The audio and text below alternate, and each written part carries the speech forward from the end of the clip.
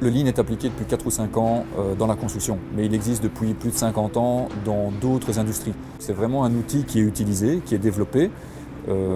La construction est le dernier secteur dans lequel il est mis en application, à mon sens. Il était grand temps que ça arrive parce que nous continuons à construire depuis des dizaines d'années de la même manière, dans une zone de confort dans laquelle on ne cherche même plus à être rentable. On perd énormément d'argent dans la construction, donc il faut à un moment donné changer. Aujourd'hui, le Lean Construction peut se définir comme l'excellence organisationnelle et opérationnelle.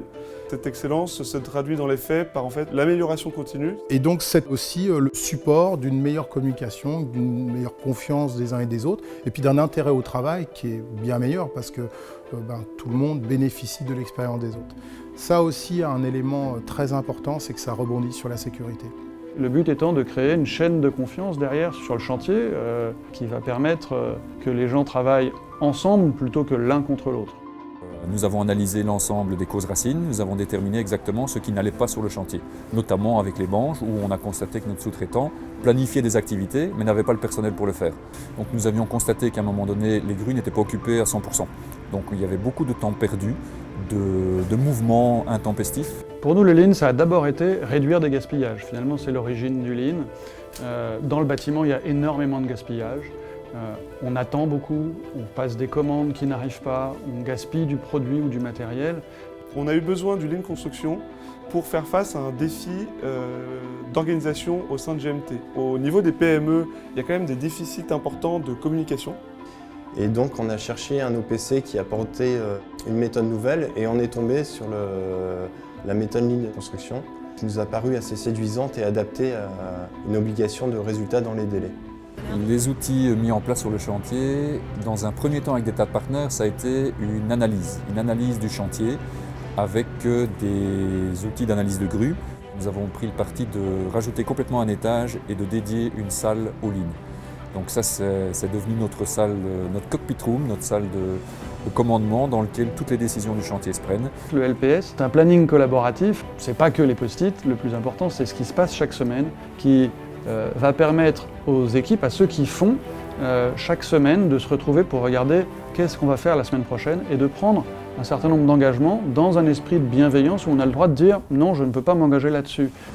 Le 5S, c'est l'élimination du gaspillage, c'est nettoyer, c'est ranger, c'est découvrir éventuellement des anomalies et les régler, c'est faire preuve de bon sens aussi parfois par rapport à de l'organisation et du rangement de matériel. On vérifie aussi les taux d'engagement, donc chaque semaine on sort des statistiques, que ce soit au niveau global sur l'avancement du chantier, donc on se donne un certain pourcentage de respect d'engagement, on vérifie dans quel pourcentage on se situe et on vérifie aussi les engagements des sous-traitants individuellement. Le Lean Construction a favorisé la communication au sein des équipes.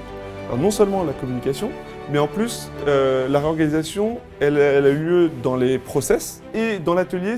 Il manquait des signalétiques, il manquait une gestion des flux plus précise.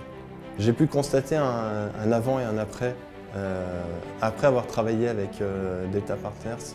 Le Lean Construction et indirectement la standardisation d'ailleurs, qui est la conséquence de notre travail sur le Lean, nous a permis d'optimiser bien évidemment les stockages de pièces détachées, puis d'éviter donc tout ce qui est coût indirect de reprise, de décisions sur chantier, de qualité d'ouvrage, mais permet aussi d'optimiser les approvisionnements et surtout de standardiser nos ouvrages. Moins de stress, oui, et moins de déplacements sur les chantiers, on fait tout à l'atelier. On est vraiment indépendant. Une fois que le travail est fait, il est testé, et là il part sur le chantier. Nous avons atteint en 2016 l'objectif zéro réserve dans un projet de 60 appartements. Avec le Lean Construction, on a pu créer un poste en fait, qui est un poste de responsabilité transversale et qui est un poste de référent de Lean.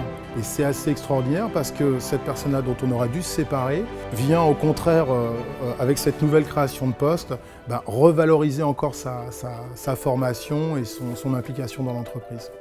La grande thématique de tout ça, c'est l'anticipation. Dans le bâtiment, dans la construction, classiquement, on est tout le temps en réaction, on réagit aux événements, on improvise des solutions. On fait de la débrouille sur toutes ces choses-là, créer du gaspillage et créer de la pollution et nuise au résultat final du chantier. Et finalement, pour le promoteur, eh bien, celui qui paye tout ça. Le coût de temps est augmenté, les délais ne sont plus respectés. Si aujourd'hui je devais définir en un ou deux mots le Lean Construction, c'est efficacité, et résultat, il y a une meilleure ambiance, il y a une meilleure communication.